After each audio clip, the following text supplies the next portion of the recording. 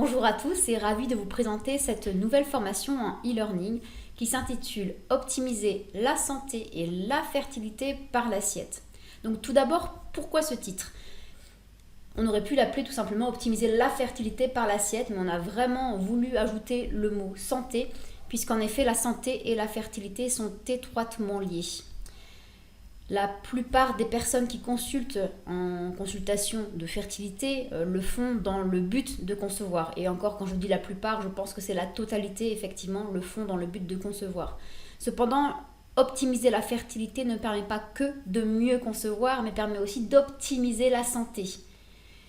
Donc la restauration de la fertilité ne peut pas se faire autrement qu'en optimisant l'état de santé en général, l'état de bonne fertilité étant un signe de bonne santé. Bref, vous aurez compris, santé et fertilité sont étroitement liées et on comprendra au cours de cette formation pourquoi et comment expliquer cette corrélation.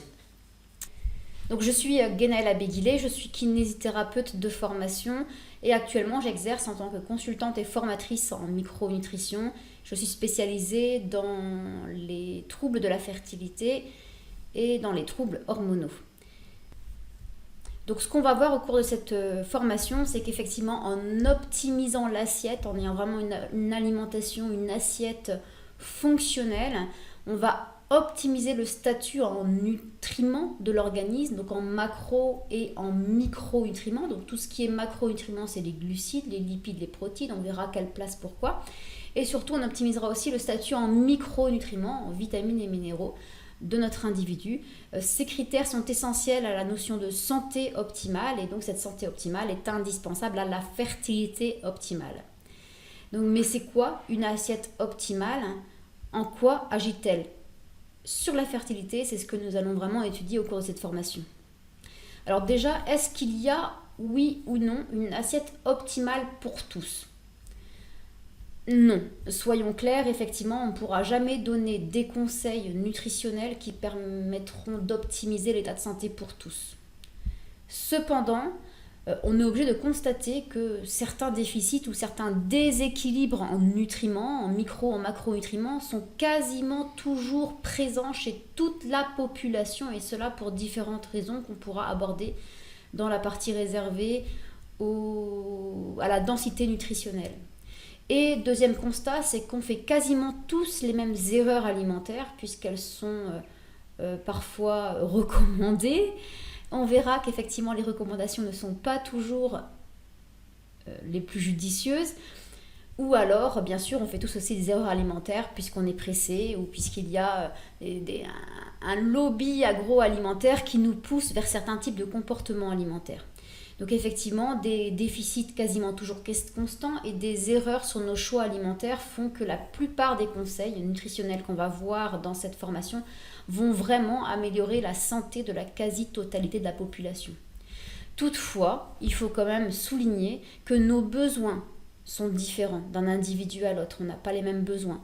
Que notre terrain est différent. On ne part pas de la même base, on n'a pas la même constitution. On a des capacités différentes de digestion, d'assimilation, etc.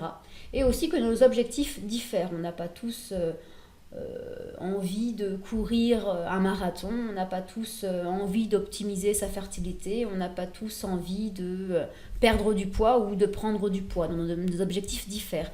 Donc c'est vrai que certains conseils doivent être individualisés, c'est tout l'intérêt de la consultation en micronutrition. Toutefois, dans cette formation, on verra vraiment l'assiette optimale pour quasiment toute la population et puis quand on aura l'occasion, on va bien sûr essayer d'individualiser une partie des conseils dans cette formation. Alors voici le plan qu'on va suivre au cours de ces quelques heures de formation. Donc on va parler des 7 grands commandements de l'alimentation fonctionnelle. Je ne sais pas trop si j'ai vraiment bien choisi ce titre de commandement puisqu'il n'y a rien d'obligatoire, mais c'est juste des principes à comprendre, comment, pourquoi. Effectivement, on verra l'importance de l'équilibre des acides gras, des graisses alimentaires que nous consommons. On verra, on parle souvent de mauvaises et de bonnes graisses. Finalement, on a besoin d'un peu tout, mais dans des quantités avec un équilibre particulier. On verra quelle est l'importance sur la santé d'équilibrer ces acides gras. Quel rapport y a-t-il avec la fertilité? On va à chaque fois on va partir d'explications générales vers des explications plus spécifiques sur la fertilité et comment le faire en pratique, que mettre dans mon assiette pour équilibrer les acides gras. Donc sur chacun des commandements que nous verrons, on verra à chaque fois le rôle santé, quel rapport avec la fertilité et comment le faire. Donc de la même façon, on verra aussi l'importance des antioxydants, l'importance de réduire les charges glycémiques. On part sur le constat qu'effectivement on mange beaucoup trop glucidique dans la quasi-totalité de la population. On verra l'importance de la forte densité micronutritionnelle. Qu'est-ce que c'est? Quel est le rôle sur la santé de la densité micronutritionnelle? Quel rapport avec la fertilité et comment le faire en pratique? Donc ce sera toujours le même plan. Par la suite, on verra l'importance d'optimiser nos biorhythmes. On verra qu'il faut manger du cru mais aussi du cuit. Comment? Pourquoi est-ce important pour la fertilité, etc. Et enfin, on parlera aussi des polluants alimentaires, des perturbateurs endocriniens, donc ce qu'on peut retrouver dans notre assiette qui peuvent impacter la fertilité, le bon déroulement de la grossesse et la santé de l'enfant à naître.